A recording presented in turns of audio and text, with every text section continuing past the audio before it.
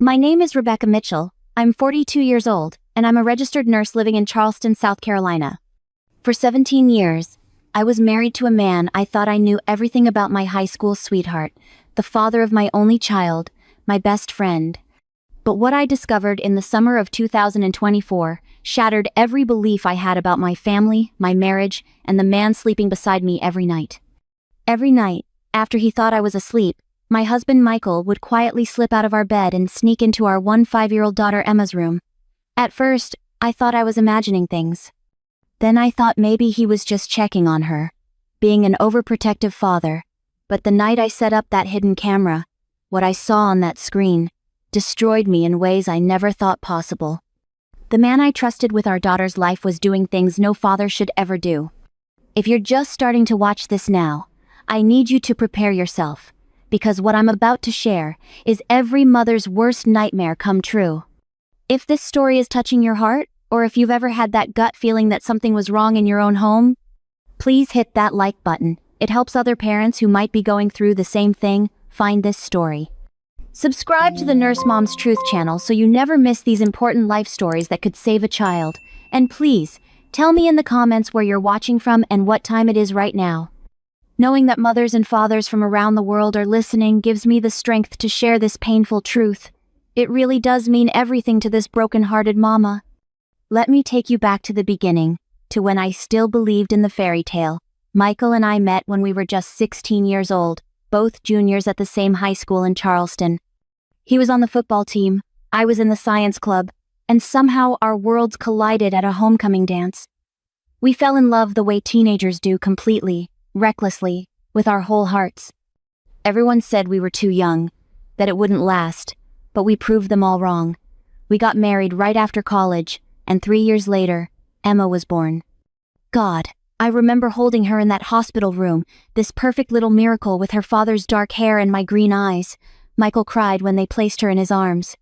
He looked at me and said, "I promise I'll protect her forever. I promise I'll never let anything hurt our little girl." I believed him. Why wouldn't I?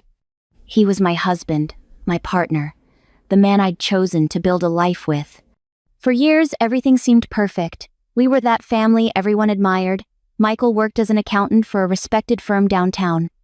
I worked the day shift at Charleston Memorial Hospital, and we arranged our schedules so one of us was always home with Emma. Michael was the kind of father who never missed a soccer game, who helped with homework every single night, who made pancakes shaped like Mickey Mouse on Saturday mornings. He started a tradition when Emma was just 5 years old: father-daughter breakfast dates once a month at this little diner on King Street, just the two of them. Everyone would say, "Oh, Michael is such a devoted father. Emma is so lucky." And I believed it too. I was proud of how involved he was, how much time he spent with our daughter. I thought I'd married the perfect man, given my child the perfect father. Emma grew up happy and bright. She was the kind of kid who made friends easily, who brought home straight A's, who played center midfielder on her club soccer team. When she started high school last year as a freshman at Charleston Academy, I felt that bittersweet pride every mother feels. My baby was growing up.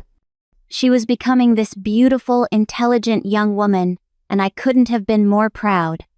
But then, things started to change. It was subtle at first, so subtle I didn't even notice it happening. Emma stopped sitting with us for family dinners. She'd grab a plate and take it to her room, claiming she had too much homework. When I'd insist she eat with us, she'd sit there silently, pushing food around her plate, barely eating anything. Within 2 months, she'd lost almost 15 pounds. Her face became gaunt, her collarbones jutting out sharply. I asked her about it. Of course I did. "Honey, you're getting too thin. Are you eating enough at school?" She'd just shrug and say, "I'm fine, Mom. I'm just not that hungry anymore." I thought maybe it was the stress of high school, or maybe she was becoming self-conscious about her body the way teenage girls do. I never, not for 1 second, suspected the real reason my daughter was wasting away before my eyes. The father-daughter breakfast dates stopped. Michael would suggest them, and Emma would make excuses. "I have a project due." Or, "I'm meeting friends." Or, "I'm just really tired, Dad." I saw the hurt flash across Michael's face, and I felt bad for him. I thought Emma was just going through that teenage phase where kids pull away from their parents, I actually encouraged her to spend more time with her father. God, the guilt of that eats at me every single day. Emma started locking her bedroom door. All the time. Even during the day when she was just doing homework or listening to music. If I knocked, she'd yell, "Just a minute!" And I'd hear her rushing around before she'd open the door, always just barely wide enough to peek her head out. "What do you need, Mom?" she'd ask, impatient, irritated. Her grades started slipping. My daughter, who'd always been an honor roll student, started bringing home C's and D's. Her teachers called, concerned. "Emma seems distracted in class. She's not participating anymore. Is everything okay at home?" I assured them everything was fine, that she was just adjusting to the rigors of high school. Another lie, I told myself, another sign I missed. The dark circles under her eyes got worse. Some mornings, Emma looked like she hadn't slept at all. Her eyes were hollow, with deep purple bruises underneath. "Are you sleeping okay, baby?" I'd ask, and she'd snap at me. "I'm fine, Mom!" God, why are you always asking me that? The anger in her voice was new, too. My sweet, gentle Emma had become irritable and defensive about everything.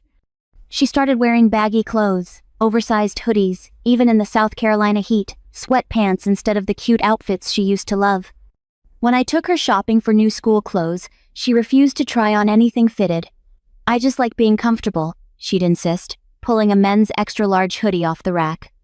I thought maybe she was being self-conscious about her changing body, going through that awkward teenage phase. But the thing that should have alarmed me most, the thing that haunts me now, was the way Emma started reacting to her father. Michael would come up behind her to give her a hug or pat her shoulder, and she'd flinch, actually physically recoil from his touch. Then she'd catch herself and force a smile, but I saw it. I saw the way her whole body went rigid when he touched her. I saw the fear flash in her eyes before she covered it up. And what did I do? Nothing. I told myself she was just being a moody teenager who didn't want affection from her parents anymore. I made excuses for every single red flag that was waving right in front of my face. About 4 months ago, I switched to more day shifts at the hospital. We'd been short-staffed and they needed nurses on the day rotation. But truthfully, I wanted to be home more. Something felt off with Emma, and I thought maybe if I was around more in the evenings, I could figure out what was bothering her. If I could just be more present, more available, she'd open up to me. That's when I started noticing Michael's nighttime routine. We'd go to bed around 10:30 like we always did. We'd watch a little TV, talk about our days, and then turn off the lights. I'd usually fall asleep pretty quickly. The exhaustion from 12-hour nursing shifts would knock me right out. But one night, about 3 weeks into my new schedule, I woke up around midnight to use the bathroom. Michael wasn't in bed. I went to the bathroom, and when I came back, he still wasn't there. I walked out into the hallway, and that's when I saw light coming from under Emma's bedroom door. I stood there in the dark hallway, confused. It was past midnight. What was Michael doing in our daughter's room? I walked closer, my bare feet silent on the hardwood floor, and I heard voices. Quiet voices. Michael's deeper tone and Emma's lighter one, but I couldn't make out what they were saying. I was about to knock when Michael suddenly opened the door. He jumped when he saw me standing there. "Jesus, Becca, you scared me," he said, his hand over his heart. "What are you doing in Emma's room at this hour?" I asked, trying to keep my voice down. "She texted me that she couldn't sleep," he explained, so smoothly, so calmly. "She's been having anxiety about this big history test tomorrow." I was just talking her through some relaxation techniques, helping her calm down so she could rest. He put his arm around my shoulders and guided me back toward our bedroom. "You know how stressed she gets about school." It made sense. Emma had always been a perfectionist about her grades, and Michael had always been so good at helping her with stress management. So I went back to bed, pushing down that weird feeling in my gut that something wasn't right. But after that night, I couldn't stop noticing it. Once you see something, you can't unsee it. I started pretending to be asleep, lying perfectly still, and I'd wait. Almost every night, like clockwork, around 11 or 11:30, Michael would carefully slide out of bed. He'd pause, checking to make sure I was still sleeping, and then he'd quietly leave the room. I'd wait a few minutes, my heart pounding, and then I'd sneak out to the hallway. Every single time, there was light under Emma's door. Every single time, I could hear the low murmur of voices. Once, I pressed my ear against the door, and I heard Emma. She was crying. Soft, muffled crying, like she was trying to be quiet. My hand was on the doorknob. I was going to open it, to burst in and demand to know what was happening. But then I heard Michael's voice, soothing and gentle. "Shh. It's okay, sweetheart. Daddy's here. Everything's going to be okay." And I stopped. Because that's what fathers do, right? They comfort their crying daughters. They help them through teenage angst and anxiety. I went back to bed, but I couldn't sleep. Something was wrong. Every instinct I had was screaming that something was very, very wrong. But what was I accusing my husband of? Being too caring? Spending too much time with our daughter? What kind of wife suspects her husband of something sinister just for being a good father? The next morning at breakfast, I watched them. Emma wouldn't look at Michael. She stared down at her cereal, her shoulders hunched, her whole body language screaming discomfort. Michael, on the other hand, was cheerful and normal, asking her about her history test, reminding her that he believed in her. Emma just nodded, gave one-word answers, and excused herself as quickly as possible. After she left for school, I confronted Michael. "Is everything okay with Emma?" I asked, trying to sound casual. "She seems really withdrawn lately." Michael sighed and set down his coffee mug. "I've noticed it too," he said, concern etched on his face. "I think she's going through something. Maybe trouble with friends, or maybe she has a crush on someone and doesn't want to tell us. You know how teenage girls are. Everything feels like the end of the world." "Maybe we should take her to see someone," I suggested. "A therapist, someone who specializes in teenagers." "Let's give it a little more time," Michael said, reaching across the table to squeeze my hand. "I think she just needs patience and support from us right now. If it gets worse, we'll absolutely get her professional help. But let's not make her feel like there's something wrong with her, you know?" It sounded so reasonable, so rational, and Michael was always the more patient parent, the one who said I worried too much, who told me not to catastrophize. So I agreed. I gave it more time. But I couldn't shake the feeling. As a nurse, I'm trained to trust my clinical instincts. When something feels off with a patient, even if I can't put my finger on exactly what it is, I dig deeper. I investigate. And every instinct I had was telling me that something was very wrong in my own home. I started paying closer attention to Emma. I'd come home from work and go straight to her room, just to check on her. She'd be lying on her bed, staring at the ceiling, or sitting at her desk pretending to do homework but just staring blankly at her textbook. "Hey, honey," I'd say softly. "How was school?" "Fine," she'd answer without looking at me. "Do you want to talk about anything? Anything at all?" "No, Mom, I'm fine. Can you please just leave me alone?" The anger in her voice felt like a slap every time. My daughter, who used to tell me everything, who used to curl up next to me on the couch and share every detail of her day, now couldn't even stand to be in the same room with me. One afternoon, about a month ago, I was doing laundry. Emma was at soccer practice, and I was gathering up clothes from her hamper. That's when I saw it, a journal, fallen behind her nightstand. It must have slipped down there and gotten lodged between the wall and the furniture. I knew I shouldn't read it. I knew it was a violation of her privacy. But that voice in my head, that mother's intuition that wouldn't shut up, made me pick it up. My hands were shaking as I opened it. The entries were sporadic, not dated, just random thoughts and feelings scrawled across the pages in Emma's handwriting. Most of it was typical teenage stuff: complaints about homework, excitement about making the varsity soccer team, frustrations with friends. But then I found entries that made my blood run cold. "I hate when he comes in at night. I hate it so much. I just want it to stop. I tried to lock my door, but he has a key. He always has a key. There's nowhere I can hide. I feel so dirty. I feel disgusting. I want to scrape my skin off. Mom wouldn't believe me anyway. She thinks he's perfect. She'd say I was lying. She'd hate me. Maybe if I just stop eating, I'll disappear. Maybe if I get small enough, I won't exist anymore, and then it will finally stop." I couldn't breathe. I sat there on Emma's bedroom floor, clutching her journal, reading these horrific entries over and over again. What was happening to my daughter? What was Michael doing to her? The implications were so horrifying, so unthinkable, that my mind refused to fully process them. But I had to know. I had to know the truth, no matter how much it destroyed me. I put the journal back exactly where I'd found it. I finished the laundry on autopilot, my mind racing. When Emma came home from practice, I tried to talk to her.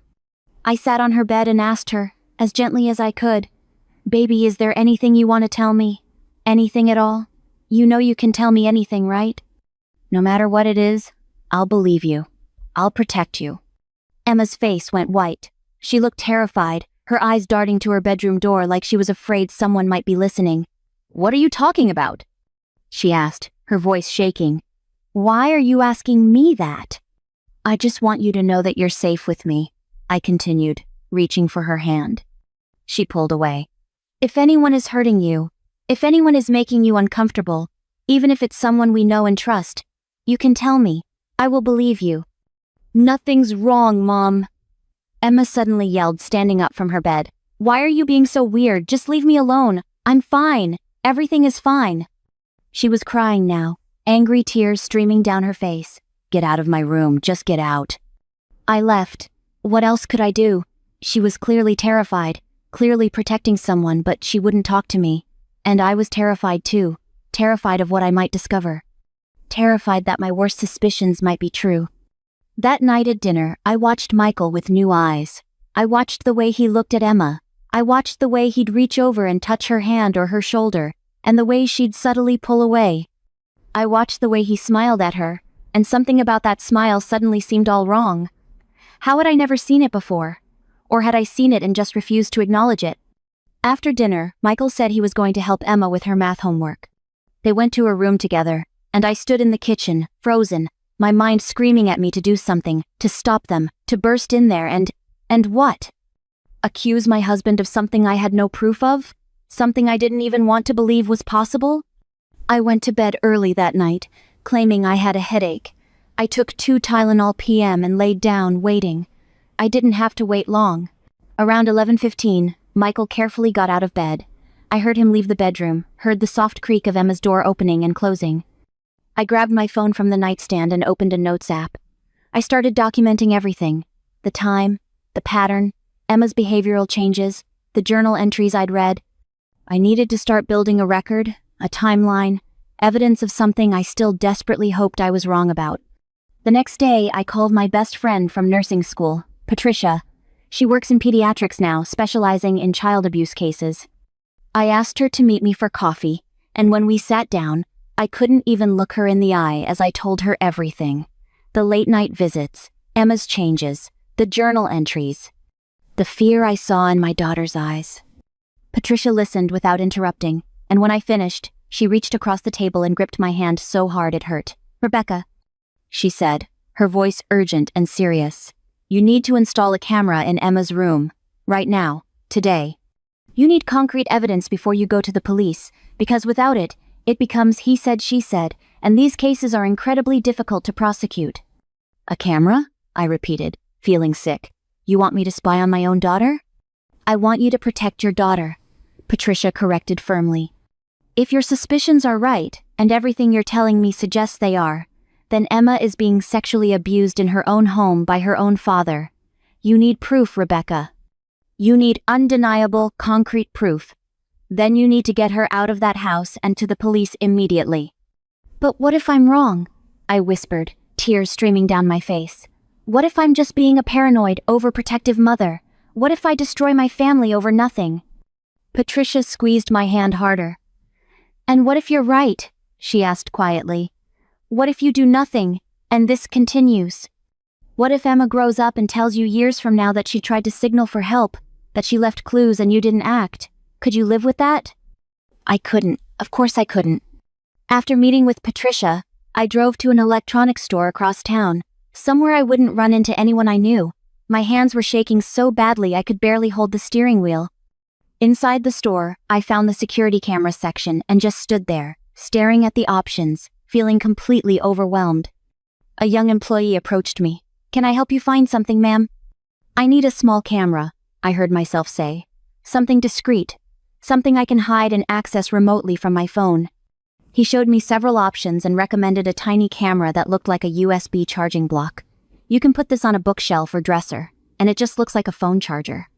The resolution is excellent, it has night vision, and the app is really user-friendly. You can watch the live feed or review footage from anywhere. This is for home security, I said, though he hadn't asked. Just want to make sure my house is safe. He nodded and rang me up. The whole transaction felt surreal, like I was watching someone else go through these motions. I paid in cash, not wanting the purchase on our joint credit card, and left the store with the camera hidden in my purse. When I got home, Michael was at work and Emma was at school. I went straight to Emma's room and stood there, looking around at this space I'd helped her decorate when we moved to this house 7 years ago.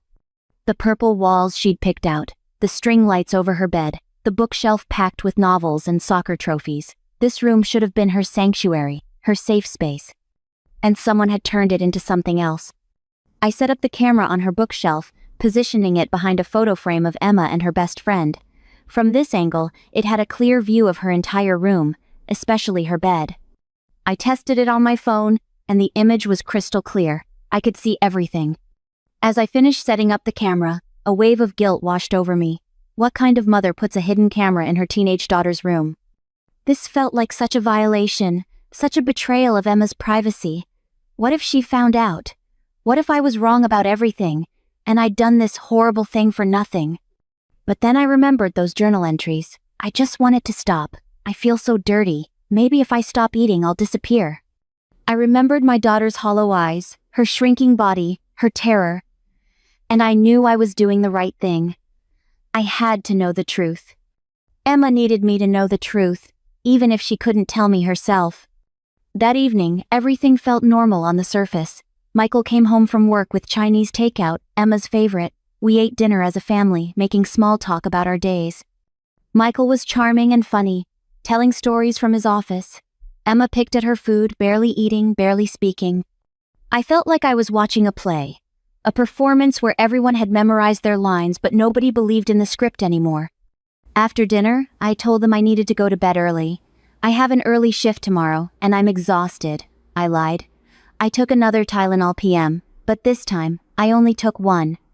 I needed to appear asleep, but I needed to be awake enough to watch. I lay in bed, my phone hidden under my pillow, the camera app already open. My heart was racing so fast I thought Michael might hear it. At 10:30 he came to bed. We went through our normal routine. He brushed his teeth, changed into his pajamas, kissed me goodnight. "Sleep well, honey," he said, wrapping his arm around me. I wanted to throw up. His touch made my skin crawl. How long had he been living this double life? How long had he been this monster in disguise? I steadied my breathing, pretended to drift off to sleep. I waited. Every minute felt like an hour. I watched the time on my phone. 11, 11:15, 11:30. Then, at 11:47, I felt Michael carefully extract his arm from around me. He slowly, silently slid out of bed. I didn't move. I kept my breathing deep and even. I heard him leave the bedroom, heard his footsteps padding down the hallway. I waited 30 seconds, then pulled out my phone from under my pillow and opened the camera app with trembling hands. The image loaded. Emma's room appeared on my screen, illuminated by her bedside lamp. She was lying in bed, her back to the camera, but I could tell by her body language that she was awake. Then her door opened, and Michael entered. I watched my husband walk into our daughter's room. I watched him close the door quietly behind him. I watched him walk over to her bed and sit down on the edge. "Hey, princess," I heard him say through the phone speaker. His voice was soft, gentle, the same voice he'd used to read her bedtime stories when she was little. Emma didn't move at first. Then slowly she turned over. Even through the camera I could see the resignation on her face. The defeat. "Dad, please," she said quietly. "Not tonight. I have a test tomorrow. I need to sleep." "Shh," Michael soothed, reaching out to stroke her hair. "You know, I just need to spend time with you. You're my special girl, remember? Daddy's special girl." Emma sat up, and I could see she was wearing an oversized t-shirt and sweatpants, always covered up, always hiding her body. "Can we just talk this time?" she asked, and my heart broke at the hope in her voice. "Can we please just talk?" "We'll talk," Michael promised. "We always talk." His hand moved from her hair to her shoulder, then down her arm. "But you know I need you to show Daddy how much you love him too." I wanted to scream. I wanted to throw my phone across the room. I wanted to run down the hall and kill him with my bare hands, but I couldn't move. I was frozen, watching this nightmare unfold on my phone screen. "Mom's just down the hall," Emma whispered, a last desperate attempt to make him stop. "Mom's asleep," Michael replied confidently. "She took medicine. She won't wake up for hours. It's just us, sweetheart. Just our special time together." What happened next? I can't describe in detail. I won't. Not because I didn't see it, I saw everything, but because some things are too horrific, too violating, too evil to put into words. I will say this. I watched my husband, the man I'd loved for over 2 decades, the man I'd built a life with, sexually abuse our 15-year-old daughter while I lay just down the hall. I watched Emma's face. God, I can't get that image out of my head. The blankness. The dissociation. The way she stared at the wall, somewhere far away, enduring what was being done to her because she'd learned she had no choice. I watched Michael touch her, heard the things he said to her, the manipulation, the grooming. "This is normal, sweetheart. This is how fathers show their daughters they love them. Your mother wouldn't understand our special bond. This is just between us. If you ever tell anyone about our special time, they'll take you away from your mother. They'll put you in foster care with strangers. You don't want that, do you? You don't want to hurt Mom like that, do you? You're so beautiful, princess. You're becoming such a beautiful young woman. Daddy loves you so much." The gaslighting, the threats disguised as concern, the way he twisted everything, making her feel like she was the one who would be responsible for destroying the family if she told. I sat in my bed, my hand clamped over my mouth to keep from screaming, tears streaming down my face, watching my daughter be raped by her father. I forced myself to keep watching. I forced myself to record every second. Because Patricia was right, I needed proof. Without this video, without this concrete evidence, it would be his word against hers, and Emma was so broken down, so thoroughly manipulated, I wasn't sure she'd even be able to testify against him. The abuse lasted 38 minutes. 38 minutes that felt like 38 hours. Finally, Michael stood up from Emma's bed. He leaned down and kissed her forehead, like any loving father would. "Good night, princess," he said softly. "Daddy loves you so much. Remember, this is our special secret. You can never tell anyone, especially not Mom. This would break her heart." Then he left. He walked out of Emma's room, closed the door gently behind him, and came back to our bed. He slid in next to me, wrapped his arm around me like nothing had happened, and within minutes, he was asleep, actually asleep, snoring softly, peaceful, content. I lay there beside him, my whole body shaking, fighting the urge to vomit. On my phone screen, I watched Emma curl into a ball in her bed. I watched her stuff her fist into her mouth to muffle her sobs. I watched my baby girl cry silently, alone, in the dark, after her father had just raped her. I wanted to run to her. Every cell in my body screamed at me to go to her, to hold her, to tell her I knew, that I believed her, that she was safe now, but I couldn't. If Michael woke up and found me in Emma's room, if he suspected I knew anything, he might run, he might destroy evidence, he might hurt Emma even worse to ensure her silence. I had to be smart. I had to be strategic. For Emma's sake, I had to control myself. I waited until Michael's snoring deepened, until I was sure he was fully asleep, then I carefully got out of bed, went to the bathroom, and silently threw up. I vomited until there was nothing left, until my body was just dry heaving. I splashed cold water on my face and looked at myself in the mirror. The woman staring back at me was someone I didn't recognize. How had I not known? How had I lived with this monster for 17 years and never suspected? How had I shared a bed with him, raised a child with him, built a life with him, and never seen the evil hiding behind his eyes? I thought about all the times I'd encouraged Emma to spend more time with her father. All the times I'd pushed her to go on those breakfast dates with him. "Spend time with your dad, honey. He misses you." Oh God. How many times had I unwittingly pushed her into her abuser's arms? I went back to our bedroom, grabbed my phone, and locked myself in the bathroom. I downloaded the video from the camera app. I uploaded it to 3 different cloud storage accounts. I emailed it to myself. I sent it to Patricia with a message. I was right. It's worse than I thought. What do I do now? She responded within 2 minutes. Get Emma out, now, then call police. I looked at the time, 2:47 a.m. I couldn't wait until morning. I couldn't leave Emma in this house for one more second. Michael would wake up in a few hours and expect everything to be normal. He'd make breakfast, kiss us both goodbye, go to work, and Emma would have to sit there and pretend everything was fine. No, not anymore. Never again. I went to Emma's room and quietly opened the door. She was still curled up in her bed, but I could tell she wasn't sleeping. "Emma," I whispered. "Baby, it's Mom." She sat up quickly, panic on her face. "Mom? What are you doing? Dad might—" "I know," I interrupted softly, walking over to sit on her bed. "Emma, I know everything. I know what he's been doing to you." The look on her daughter's face, I'll never forget it. Terror, hope, disbelief, shame, all of it crashing together. "You know?"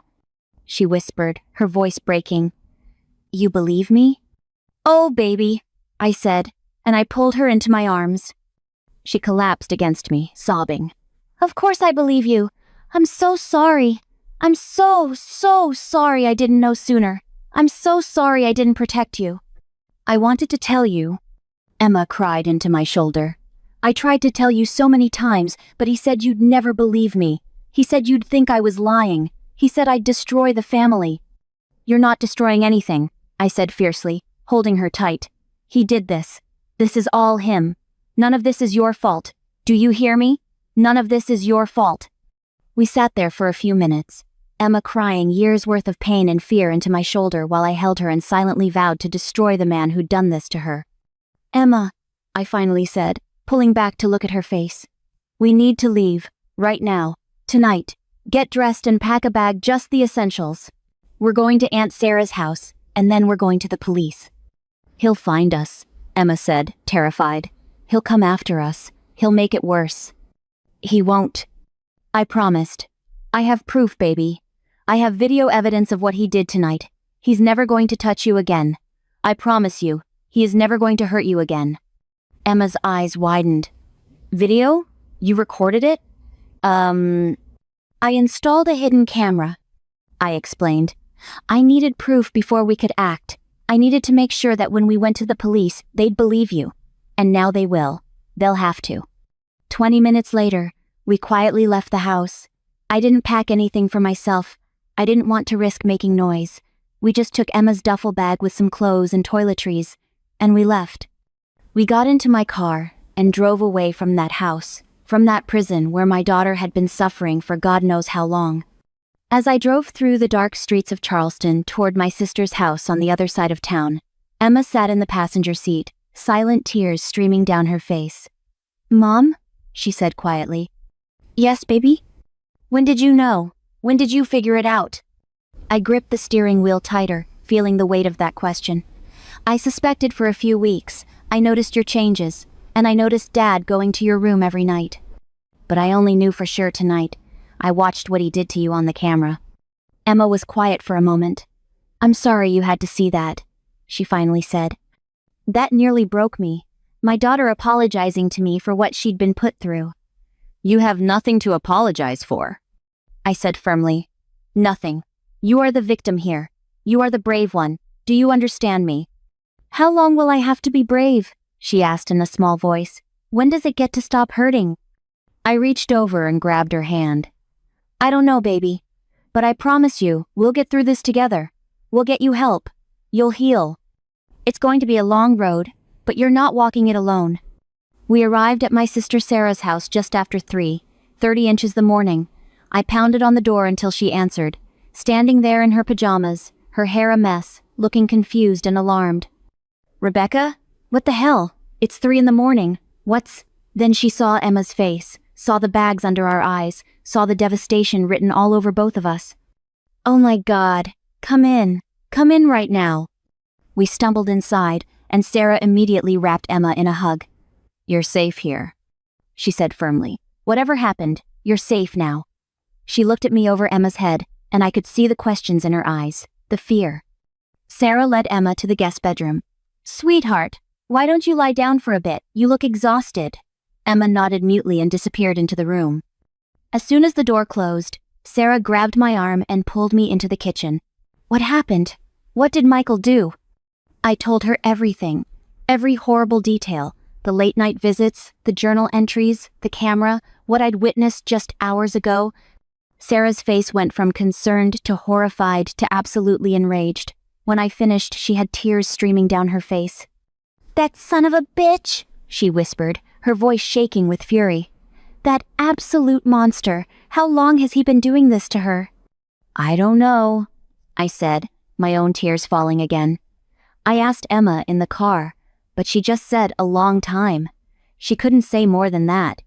"Sarah, what if it's been years? What if he's been doing this since she was a little girl and I never knew?" "Stop," Sarah said firmly, gripping my shoulders. "You can't do that to yourself right now. You didn't know. He hid it.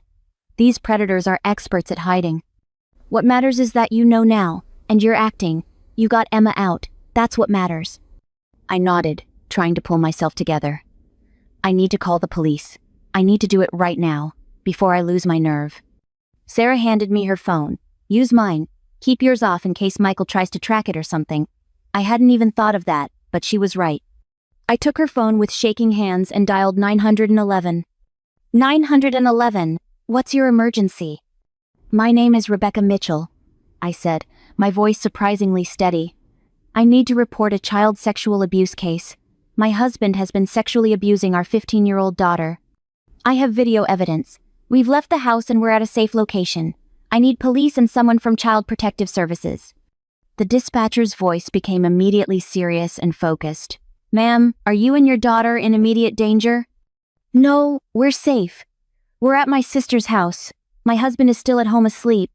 He doesn't know we've left yet." Okay, I'm dispatching officers to your location now. Can you give me the address?" I gave her Sarah's address.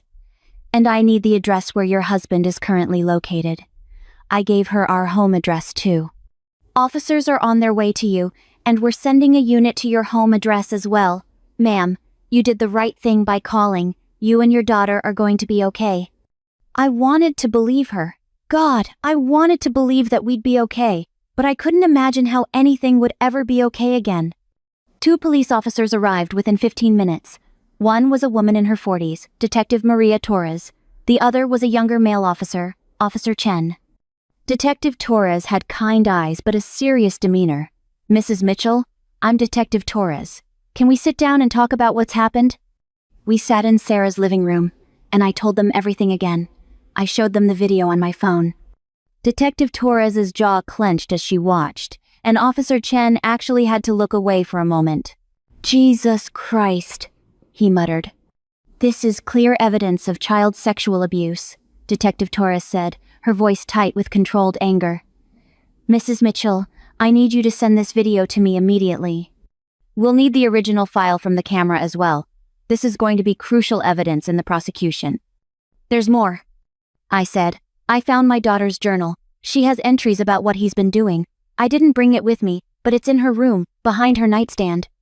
"We'll get a warrant and retrieve that as well," the detective assured me. "Now, I need to speak with Emma. I know this is traumatic, but I need to get her statement while everything is fresh." "Can I be with her?" I asked. "For part of it, yes, but at some point, I'll need to speak with her alone. It's standard procedure in these cases." She must have seen the fear on my face because she added gently, "I specialize in child abuse cases, Mrs. Mitchell. I know how to talk to victims without re-traumatizing them. I promise I'll be as gentle as possible." Emma was brought out to the living room. She looked so small, so fragile, wrapped in one of Sarah's blankets. Detective Torres introduced herself and explained what would happen. "Emma, I know this is scary and hard, but I need you to tell me, in your own words, what's been happening. Can you do that?" Emma looked at me, and I nodded encouragingly. She took a deep breath and began to talk. Her voice was quiet at first, halting, but as she spoke, it grew stronger. She told Detective Torres everything. When it started, when she was 12 years old, how it began with inappropriate touching during their father-daughter breakfast dates, how it escalated over the years, how he'd tell her it was their special secret, how he'd threaten that she'd be taken away if she ever told anyone. She described the late-night visits, how he had a key to her room so her locked door meant nothing, how he'd wait until I was asleep or away on a night shift. How he'd tell her that this was what fathers and daughters who loved each other did. How he made her feel like it was her fault, like she was somehow responsible for his actions.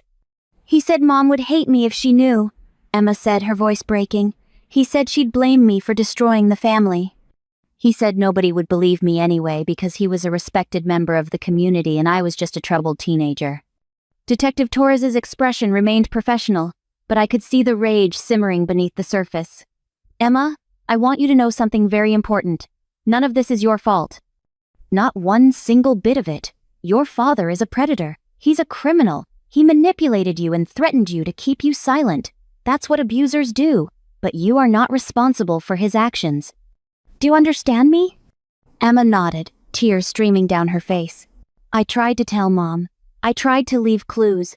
I thought maybe if I got sick enough, if I got thin enough, someone would notice something was wrong. That revelation hit me like a physical blow. The weight loss, the refusal to eat, it wasn't teenage insecurity or body image issues. It was a deliberate cry for help that I'd misread entirely. The interview went on for another hour. Detective Torres was thorough but compassionate, asking difficult questions in the gentlest way possible. When it was over, she turned to me. Mrs. Mitchell, we're going to arrest your husband this morning. Officers are already stationed outside your home to make sure he doesn't flee. We'll execute the arrest when he wakes up and leaves for work. We don't want to spook him by going in the middle of the night. What happens after that? I asked.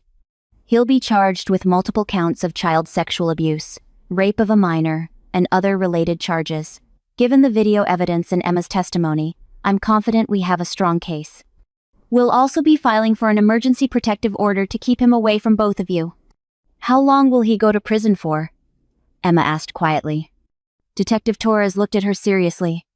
If convicted on all charges, which I believe he will be, he's looking at a minimum of 25 years, possibly more. He'll also have to register as a sex offender for life. 25 years.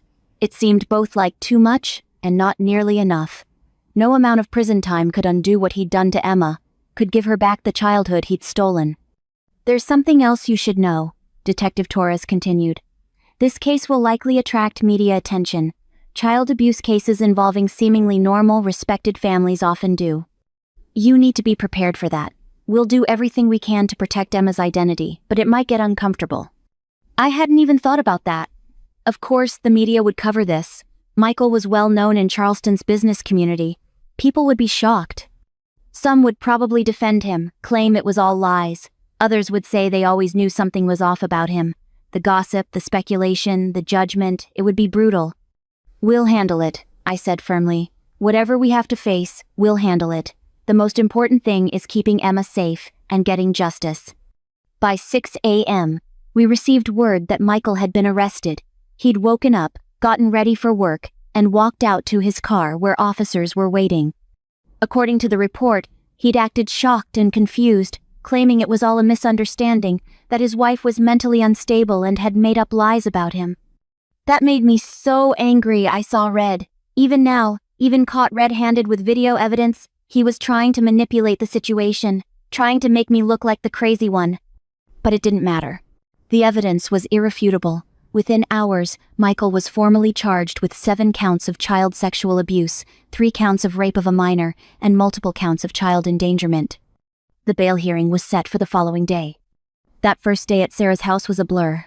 A social worker from Child Protective Services came to check on Emma and ensure she was in a safe environment. They interviewed both of us, asked hundreds of questions, and ultimately determined that Emma could remain in my care as long as we stayed away from our home and maintained the protective order against Michael. A victim's advocate was assigned to us, a woman named Jennifer who specialized in helping survivors of sexual abuse. She brought resources, information about therapy, and guidance on what to expect from the legal process. She sat with Emma for over an hour, just talking, helping her understand that she wasn't alone, that there were thousands of survivors who'd been through similar trauma and had healed. It's going to be a long road, Jennifer told us honestly. Healing from this kind of trauma doesn't happen overnight. But Emma, you're incredibly brave. You survived. And now you're going to learn how to thrive. Emma asked the question that had been haunting her. Will I have to testify in court? Will I have to see him again? Possibly, Jennifer answered truthfully. The prosecutor will try to avoid it if possible. With the video evidence and your initial statement, they might not need you to testify. But if the case goes to trial, you might have to take the stand. If that happens, we'll prepare you thoroughly. You'll have support every step of the way."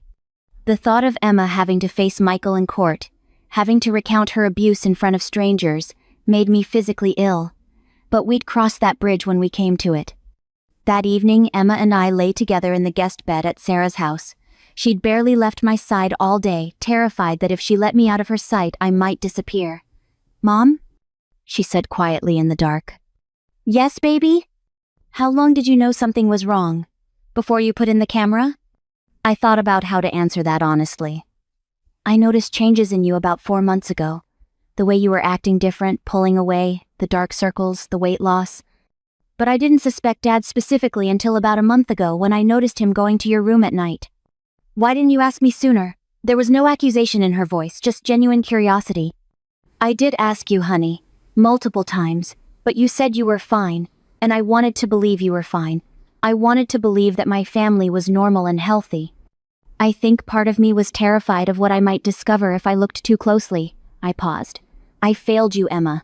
I should have known sooner. I should have protected you better." "You couldn't have known," Emma said softly. "He was really good at hiding it, and he made sure I was too scared to tell you. He spent 3 years convincing me that you'd either not believe me or that telling you would destroy you. He said learning the truth would break your heart, and you'd never recover. He was trying to isolate you," I said, anger creeping into my voice again. "That's what abusers do. They make their victims feel alone, like they can't trust anyone. But you're not alone anymore. You'll never be alone again." We lay there in silence for a while, and then Emma asked the question I'd been dreading. "Mom, did you ever suspect anything before, when I was younger?" I thought back over the years, desperately searching my memories for signs I might have missed. "I don't think so," I said honestly. "I thought your relationship with Dad was sweet. I thought he was being a devoted father. Looking back now, I can see things differently. The way he insisted on always being the one to tuck you in, even when you got older. The way he'd spend so much private time with you, the father-daughter dates that I thought were precious. But at the time, I just saw a dad who loved his daughter. I never imagined." My voice broke. "He told me it started as normal affection," Emma said, her voice flat, detached. "He said it was normal for fathers to kiss their daughters, to hug them, to cuddle. And then slowly, it became more. He'd touch me in ways that felt wrong, but he'd say it was normal, that all fathers did this.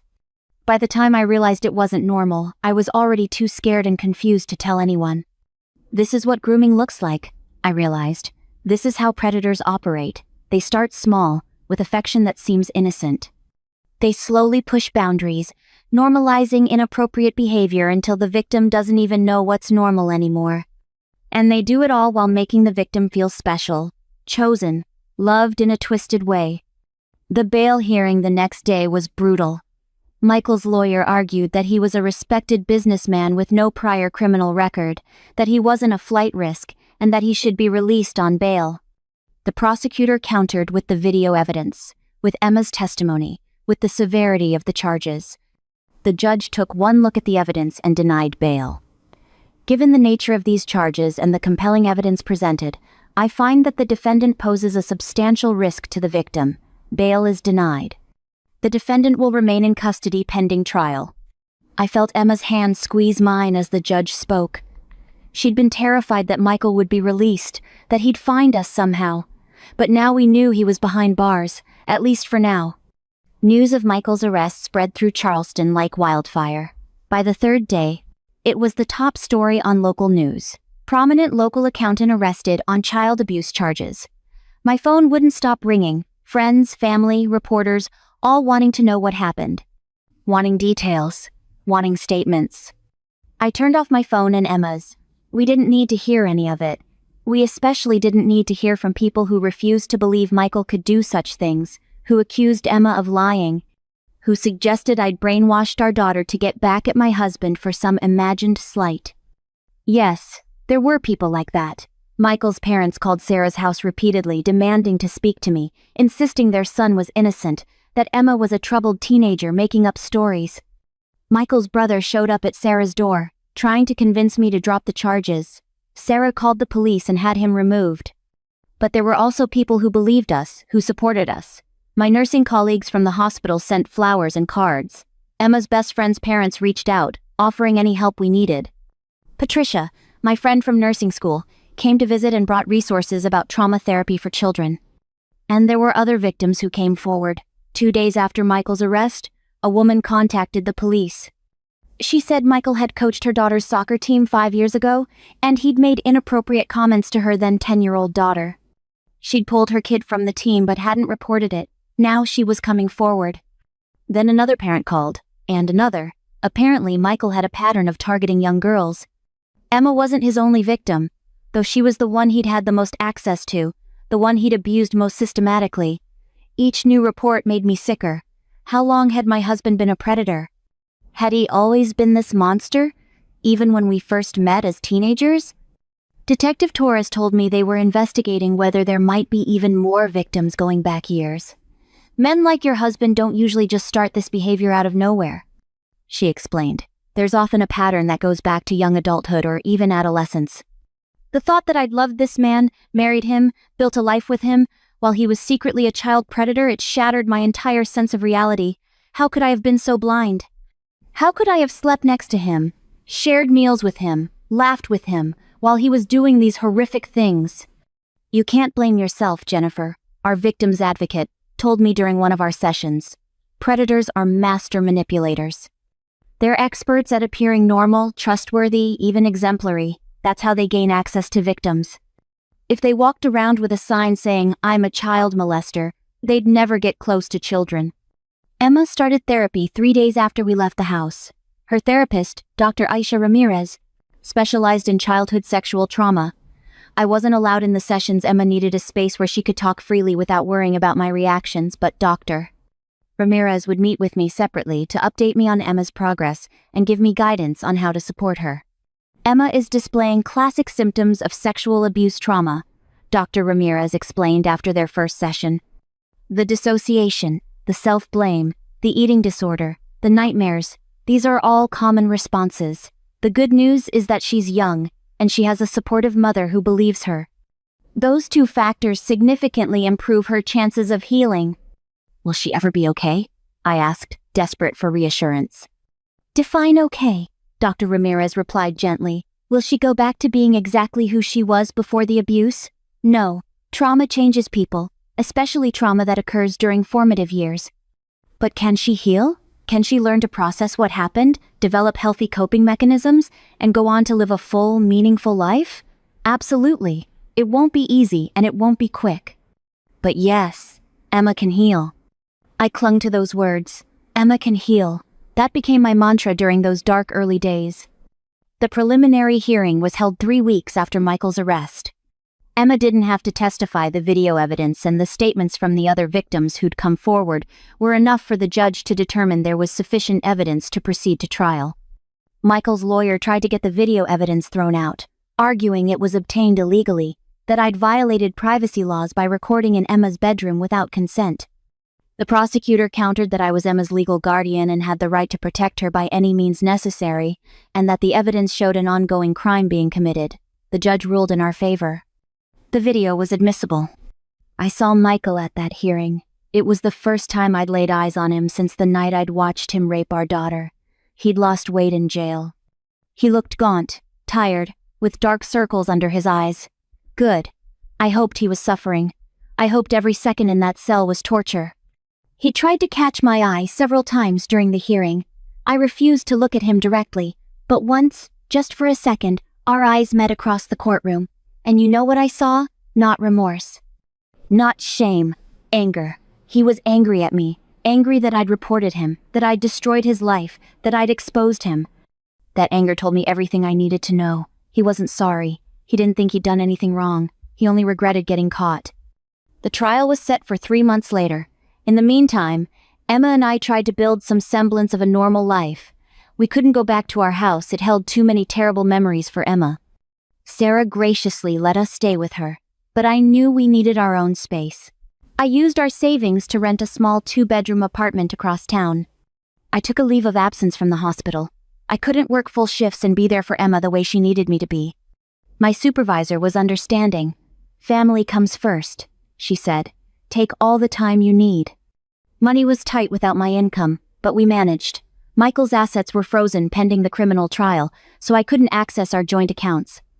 I had to hire a lawyer to start divorce proceedings and fight for Emma's right to remain in my custody. Michael's parents actually tried to sue for grandparents' rights, claiming I was an unfit mother who'd fabricated charges against their son. That case was dismissed almost immediately. Emma's therapy became the center of our lives. 3 times a week, I'd drive her to Dr. Ramirez's office and wait while they worked through Emma's trauma. Some days Emma would come out of those sessions crying. Other days she'd seem lighter, like some burden had been lifted. "We talked about the shame today," she told me after one particularly hard session. "Dr. Ramirez says I have to stop believing it was my fault. She says my brain keeps trying to find ways that I could have prevented it or stopped it, but that's just my brain trying to make sense of something senseless." "She's right," I said firmly. "It wasn't your fault, Emma. It was never your fault." "But I didn't fight back," Emma said, her voice small. "After the first few times I stopped fighting. I just let it happen. Doesn't that mean I'm responsible?" I pulled over the car because I needed to look at my daughter when I said this. "Emma, you were a child. You are still a child. He was an adult, your father, someone who was supposed to protect you. He had all the power, physical power, emotional power, psychological power. You survived the only way you knew how. Not fighting back doesn't mean you consented. It means you were terrified and trying to survive. There is no shame in that." These conversations happened frequently. Emma's healing wasn't linear. She'd have good days where she seemed almost like her old self, laughing at something on TV or joking with her Aunt Sarah. Then she'd have bad days where she couldn't get out of bed, where the weight of everything crushed her. The nightmares were the worst. Emma would wake up screaming, convinced Michael was in the room. I'd have to turn on all the lights, check the locks, remind her that he was in jail, that he couldn't get to her. Some nights, she'd sleep in my bed, terrified to be alone. School was another challenge. Emma had missed so much of her sophomore year that we had to withdraw her officially. We planned to re-enroll her once the trial was over and things had settled down. In the meantime, I hired a tutor to help her keep up with coursework. Emma lost all of her friends except one. Most of the kids at her school either didn't believe her story or didn't want to be associated with the drama. Only her best friend Sophia stood by her. Sophia's parents were amazing. They brought Emma over for game nights, treated her normally, never made her feel like damaged goods. As the trial date approached, the prosecutors met with us to prepare Emma for testifying. Despite the strong evidence, Michael had refused to take a plea deal. He was going to trial, which meant Emma would have to take the stand. "I need you to tell the jury exactly what happened." The prosecutor, Assistant District Attorney James Chen, explained, "Your testimony, combined with the video evidence and the other victims' statements, will make this case ironclad." "What will his lawyer do?" Emma asked nervously. "He'll try to discredit you," Ada Chen said honestly. "He'll suggest you made this up for attention, or that you misinterpreted normal fatherly affection. He'll try to poke holes in your timeline, question why you didn't report it sooner. I won't lie to you, Emma, it's going to be uncomfortable. But you need to remember that the jury will be watching the video. They'll see exactly what happened. His lawyer can try all he wants to twist things, but the evidence speaks for itself." We practiced for hours. Ada Chen asked Emma every possible question, including the uncomfortable ones, the ones designed to rattle her. "Why didn't you lock your door? Why didn't you scream for your mother? Didn't you enjoy the special attention from your father?" Each question was more awful than the last, but Emma needed to be prepared. "When he asks these things," Ada Chen coached, "you stay calm. You tell the truth simply and directly. I did lock my door, but he had a key. I didn't scream because he'd threatened that I'd be taken away if I told anyone. No. I didn't enjoy being raped by my father. Don't let him fluster you."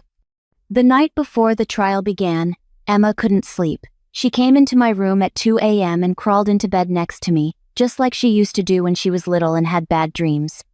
"I'm scared, Mom," she whispered. "I know, baby, I'm scared too. What if they don't believe me? What if he gets away with it?" I held her close.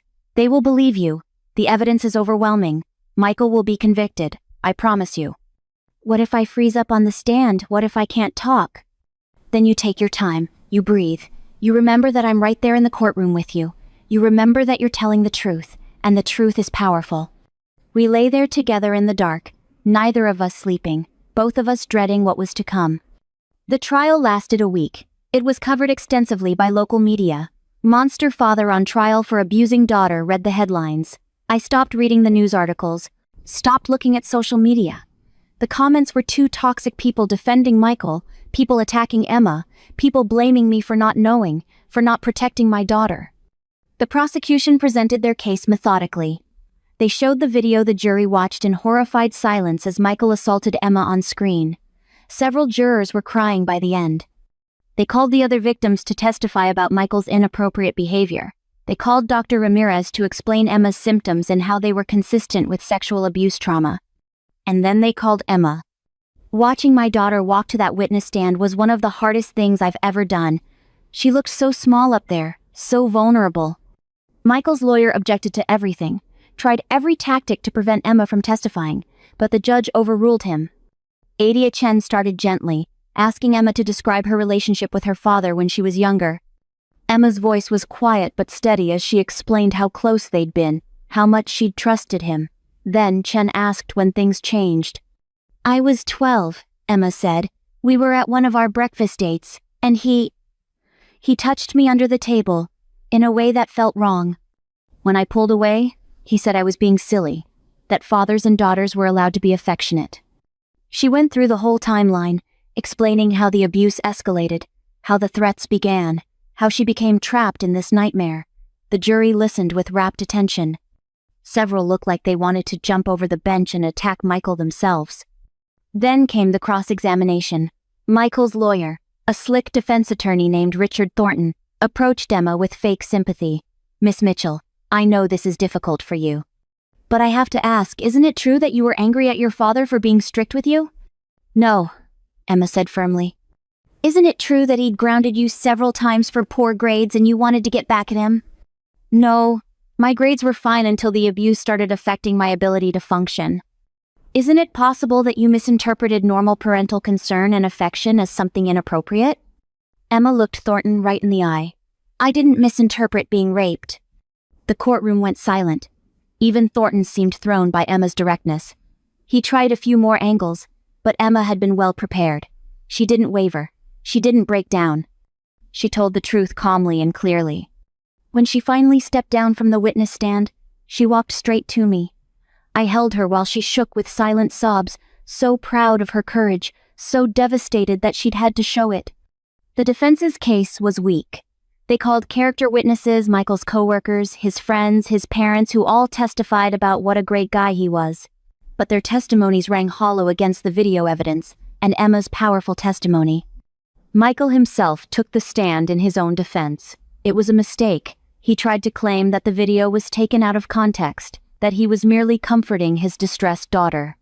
The prosecutor tore him apart on cross-examination. Mr. Mitchell, in the video, we hear you tell your daughter this is our special secret. What did you mean by that? Michael stumbled through an explanation about how he was helping her with anxiety and didn't want to worry me. And when you told her show Daddy how much you love him, you were asking for what exactly? Michael's face reddened. He had no good answer. Mr. Mitchell, we have your daughter's journal, with entries describing years of abuse. We have testimony from other young girls describing your inappropriate behavior. We have video evidence of you sexually assaulting your daughter. What context could possibly excuse any of that? Michael couldn't answer. He sat there, his lies exposed, his true nature revealed for everyone to see. The jury deliberated for less than 4 hours. When they came back, I held Emma's hand so tightly I probably hurt her. The 4 women stood. On the charge of child sexual abuse in the 1st degree, how do you find? Guilty. On the charge of rape of a minor, how do you find? Guilty. Guilty, guilty, guilty, 7 counts, all guilty verdicts. Emma collapsed against me, sobbing with relief. Across the courtroom, I heard Michael's mother wailing. Michael himself sat stone-faced, finally realizing that his life as he knew it was over. The sentencing hearing was held 2 weeks later. ADA Chen argued for the maximum sentence. Emma read a victim impact statement that left everyone in tears. "My father stole my childhood," she said, her voice strong despite the tears streaming down her face. "He stole my sense of safety, my ability to trust, my innocence. He made me feel dirty and ashamed for things that were never my fault. He used his position as my father, someone who was supposed to protect me, to hurt me in the worst possible way, but he didn't break me. I'm still here. I'm healing, and I want him to spend the rest of his life in prison, thinking about what he did, knowing that he'll never hurt another child again." The judge sentenced Michael to 30 years in prison without the possibility of parole for 25 years. He would also have to register as a sex offender for life. As they led him away in handcuffs, Michael finally looked at me. And I looked back. I wanted him to see the hatred in my eyes, wanted him to know that I would never forgive him, that he had lost everything. That was 2 years ago. Today, Emma is 17 years old and a senior in high school. She's still in therapy, but the sessions are less frequent now, once a week instead of 3 times. The nightmares have decreased significantly. She still has hard days when the trauma feels overwhelming, but they're becoming less common. Emma rejoined her soccer team this year. Watching her run down that field, strong and confident, makes me cry every time. She's made new friends, kids who know her story and accept her anyway. She's even started dating a sweet boy named Marcus, who treats her with the utmost respect and patience. Her grades have improved dramatically. She's back on the honor roll and has been accepted to several colleges. She wants to major in psychology. "I want to help other survivors," she told me. "I want to use what happened to me to make a difference." That's my daughter. She took the worst thing that could happen to a child and decided to transform it into something meaningful. As for me, I went back to work at the hospital, but I couldn't stay in emergency nursing. I kept seeing potential abuse cases everywhere I looked. I transferred to the pediatric unit and became a child abuse prevention advocate. I give talks at schools and community centers about recognizing the signs of abuse, about believing children when they try to tell you something's wrong. I've shared our story publicly, hoping to help other families. Because that's the thing about child sexual abuse, it happens in families like ours. Normal families. Families where from the outside everything looks perfect. The predator could be anyone: a father, a mother, a step-parent, an uncle, a coach, a teacher, a priest. They're often people we trust implicitly, which is exactly how they gain access to victims. I've learned so much since that horrible night I installed the camera. I've learned that approximately 1 in 10 children will be sexually abused before they turn 18. I've learned that 90% of child sexual abuse victims know their abuser. I've learned that 35% of child sexual abuse is committed by family members. I've learned the warning signs that I missed with Emma: sudden behavioral changes, withdrawal from activities they once enjoyed, age, inappropriate sexual knowledge, fear of specific people or places, physical signs like unexplained injuries, sleep disturbances and nightmares, regressive behavior, and changes in eating habits. I've learned that children rarely lie about abuse. In fact, they're more likely to minimize or hide it because of shame, fear, or manipulation by the abuser.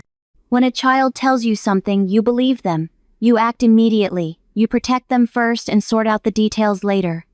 To any parents watching this, I need you to understand something crucial. Trust your instincts.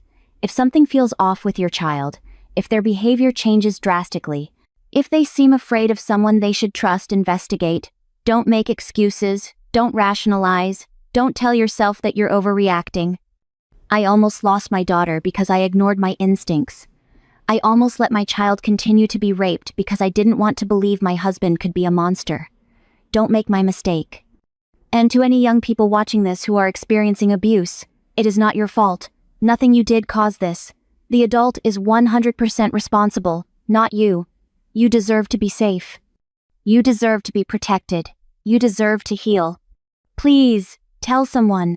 Tell a trusted teacher, a school counselor, a friend's parent, a relative. Keep telling until someone listens and believes you. Call the National Sexual Assault Hotline at 1-800-6564-673. Call the Child Help National Child Abuse Hotline at 1-800-422-4453. These lines are confidential and available 24/7. There are people who will believe you, who will help you, who will protect you. You are not alone.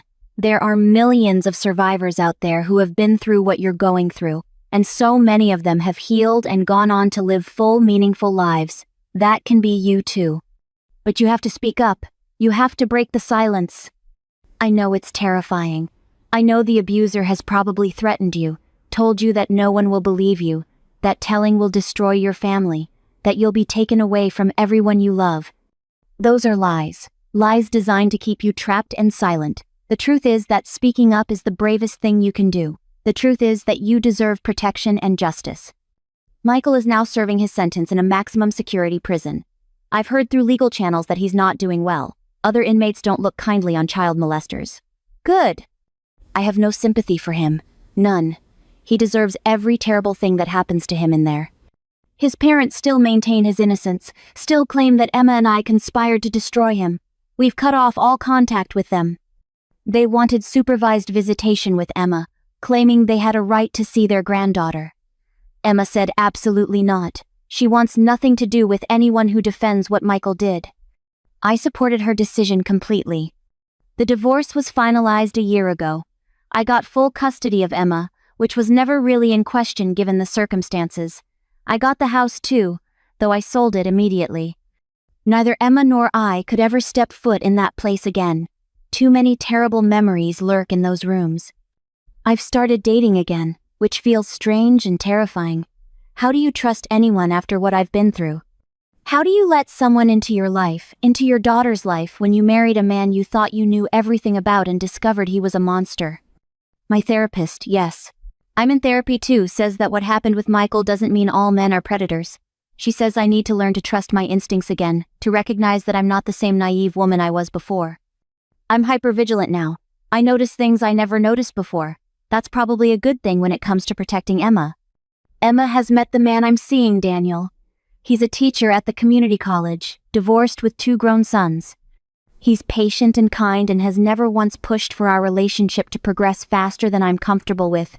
Most importantly, he treats Emma with respect. He doesn't try to act like a father figure. He doesn't try to hug her or touch her at all. He maintains appropriate boundaries and lets Emma set the pace for their relationship. I like him, Mom. Emma told me after Daniel had come over for dinner a few times. He's not trying too hard. He's just normal. Coming from Emma, that was high praise. We still have hard days, both of us. The trauma doesn't just disappear because justice was served. Emma still struggles with trust issues, with intimacy, with feeling safe in her own body. I still struggle with guilt, with anger at myself for not knowing sooner, with fear that I missed other signs along the way. But we're healing, slowly, painfully, but genuinely healing, Emma recently told Dr. Ramirez that she's starting to have days where she doesn't think about what happened at all. I just live, she said. I'm just a normal teenager doing normal things. And then I remember, and it feels heavy again. But those moments of just living, they're getting more frequent. That's what healing looks like. It's not a straight line. It's not going from broken to fixed in some neat, linear progression. It's having more good days than bad days. It's the nightmare spacing out. It's being able to talk about what happened without completely falling apart. It's learning that you're more than what was done to you. Emma wants to tell her story publicly when she's 18. She wants to do speaking engagements at schools, warning other kids about predatory behavior, teaching them that abuse isn't their fault. If my story can save even one kid, she says, then maybe all of this will have meant something. I'm so proud of her I could burst. This girl who went through hell, who survived years of abuse, who had to testify against her own father in court, she's taking all that pain and transforming it into purpose. She's going to change lives. I know she is. We're planning to write a book together, Emma and I. Our story from both perspectives, the mother who didn't know and the daughter who couldn't tell. We want parents to understand how abuse can happen right under their noses. We want victims to understand that healing is possible, that they can reclaim their lives. The working title is Breaking the Silence, because that's what this is all about, isn't it? Breaking the silence that protects predators. Breaking the silence that keeps victims trapped in shame. Breaking the silence that allows child sexual abuse to continue happening at epidemic levels in our society. People ask me sometimes how I'm doing, really doing. The truth is, I'm okay. Not great, not perfect, but okay. I have moments of crushing guilt where I torture myself with what ifs and if onlys. What if I'd noticed sooner? What if I'd pushed harder when Emma wouldn't talk to me? What if I'd installed that camera months earlier? But my therapist reminds me that what ifs are a road to nowhere. I did the best I could with the information I had, and when I finally understood what was happening, I acted decisively. I protected my daughter. I got justice. That has to be enough. The hardest part is reconciling the Michael I thought I knew with the Michael who actually existed. For 17 years I believed I was married to a good man, a devoted father, a loving husband. How much of that was real? Was any of it real? Or was he always a predator, just wearing the mask of normalcy? I'll never know the answer to that, and I've had to make peace with the fact that I'll never fully understand how someone can hurt a child the way Michael hurt Emma. Normal people can't comprehend that level of depravity. We can't wrap our minds around how a parent can look at their own child and see a victim instead of someone to protect. But evil exists, predators exist, and they're often not the strangers we warn our children about.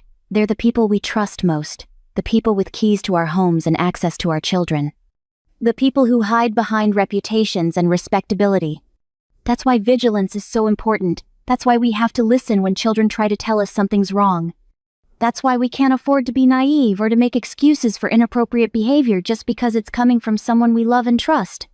If I could go back and talk to my past self, the Rebecca who stood in that hallway hearing Emma cry through her bedroom door, I would shake her and scream, "Open the door! Don't walk away! Your daughter needs you to be brave enough to face the truth." But I can't go back. None of us can. All we can do is move forward, do better, be better. All I can do now is use our story to help other families, to prevent other children from suffering the way Emma suffered. Every time I give a talk about recognizing abuse, I think about the parents in the audience. I wonder if even one of them will go home and pay closer attention to their children. I wonder if even one of them will notice something off and act on it. I wonder if our story will save even one child from what Emma went through. If it does, if just one child is protected because I was brave enough to share our most painful moments, then it will have been worth it. Worth the public scrutiny, worth reliving the trauma, worth all of it. Emma and I have this thing we do now. Every night before bed, no matter what kind of day we've had, we tell each other 3 good things that happened. It started as a therapy exercise, a way to retrain our brains to see the positive instead of dwelling in the darkness. But it's become our ritual, our way of ending each day with gratitude instead of fear. Tonight, Emma's 3 things were: I scored a goal at soccer practice. Marcus made me laugh so hard I snorted water out of my nose, and I went 3 whole hours without thinking about Dad even once. My 3 things were: I helped a mother at the hospital recognize signs of abuse in her child and connected her with resources. I made Emma's favorite pasta for dinner, and she actually ate a full serving. And I got to watch my daughter smile genuinely at least a dozen times today. These small moments, they're what healing looks like. They're what surviving looks like. They're what thriving looks like. To everyone watching this, whether you're a parent, a survivor, or someone who works with children, thank you. Thank you for listening to our story. Thank you for caring enough to watch a 60-minute video about one of the hardest subjects there is to talk about. Thank you for being the kind of person who wants to protect children. If this story moved you, if it opened your eyes, if it made you think differently about child safety, please like this video. It helps the algorithm show it to more people who need to see it. Subscribe to Nurse Mom's Truth so you don't miss any of the important stories I share here. These conversations are uncomfortable, but they're necessary. Silence protects predators. Speaking up protects children. And please, tell me in the comments, where are you watching from? What time is it in your part of the world? Have you ever had to make a difficult choice to protect someone you love? Have you had experiences similar to ours? Your stories matter. Your voices matter. When we share our truths with each other, we create a community of support and protection. Thank you for watching. Thank you for caring. And please, please share this video with every parent you know. You never know whose life it might save. This is Rebecca Mitchell, signing off. But our fight continues. Justice for Emma was just the beginning.